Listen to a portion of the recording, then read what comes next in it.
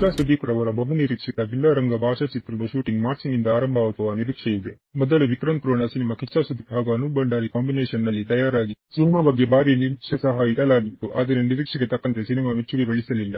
ಈಗ ಮತ್ತೊಂದು action adventure ಚಿತ್ರದ ಮೂಲಕ ಸಿನಿ ರಸಿಕರ ಮುಂದೆ ಬರಲಿದ್ದಾರೆ. ಕಿಚ್ಚ ಸುದೀಪ್ ಅವರು ಫ್ಯೂಚರ್ ನಲ್ಲಿ ಬ್ಯುಸಿ ಇದ್ದಾರೆ. ಹಲವು ಹಂತಗಳಲ್ಲಿ ಪಂದ್ಯಗಳು ನಡೆಯಲಿವೆ. ಆ ಬಳಿಕ ಬಿಲ್ಲರಂಗ ಭಾಷಾ ಸಿನಿಮಾ ಕೆಲಸಗಳಲ್ಲಿ ಸುದೀಪ್ ತೊಡಗಿಸಿಕೊಳ್ಳಲಿದ್ದಾರೆ.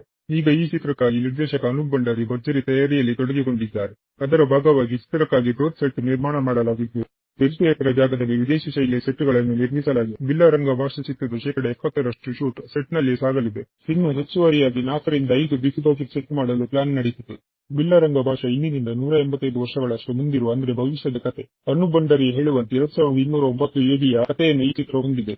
ಬಿಲ್ಲರಂಗ ಭಾಷೆ ವಿಭಿನ್ನ ಸಿನಿಮಾವಾಗಿದ್ದು ಫ್ಯೂಚರ್ ನಲ್ಲಿ ಸೆಟ್ ಆಗಿದೆ ಸಿನಿಮಾ ಹಾಗೂ ಡಿಸ್ಟೋಪಿಯನ್ ವರ್ಲ್ಡ್ ನಲ್ಲಿ ಸೆಟ್ ಆಗಿದೆ. ಸಿನಿಮಾಗೆ ಅದರದೇ ಆದ ಚಾಲೆಂಜ್ ಸಿಕ್ಕಿದ್ದು ಚಿತ್ರದ ಬಗ್ಗೆ ಕುತೂಹಲ ಕೆರಳಿದೆ. ಅನೂಪ್ ಈ ಕಥೆಯನ್ನು 18 ವರ್ಷಗಳ ಹಿಂದೆ ಸಿದ್ಧ ಮಾಡಿಕೊಂಡಿದ್ದಾರೆ. ಜೊತೆಗೆ ಸ್ಕ್ರಿಪ್ಟ್ ಮೇಲೆ ತುಂಬಾನೇ ವರ್ಕ್ ಮಾಡಿದ್ದಾರೆ. ವಿಕ್ರಮ್ ರೋಣ ಬಳಿಕ ಬಿಲ್ಲರಂಗ ಭಾಷಾ ಚಿತ್ರದ ಕೆಲಸಗಳಲ್ಲಿ ತೊಡಗಿಕೊಳ್ಳಬೇಕಿತ್ತು. ಆದರೆ ಕಾರಣಾಂತರಗಳಿಂದ ಸಿನಿಮಾದ ಕೆಲಸ ವಿಳಂಬವಾಗಿದೆ. ಈ ಚಿತ್ರವನ್ನು ಸುದೀಪ್ ಪತ್ನಿ ಪ್ರಿಯಾ ಸುದೀಪ್ ಅವರ ಬ್ಯಾನರ್ ಸುಪ್ರಿಯಾ ನ್ಯೂ ಪ್ರೊಡಕ್ಷನ್ ನಿರ್ಮಿಸುತ್ತಿದೆ. ದೊಡ್ಡ ಬಜೆಟ್ ನಲ್ಲಿ ರೆಡಿಯಾಗುತ್ತಿರುವ ಚಿತ್ರದ ಬಗ್ಗೆ ಸಹಜವಾಗಿ ನಿರೀಕ್ಷೆ ಹೆಚ್ಚಾಗಿದೆ.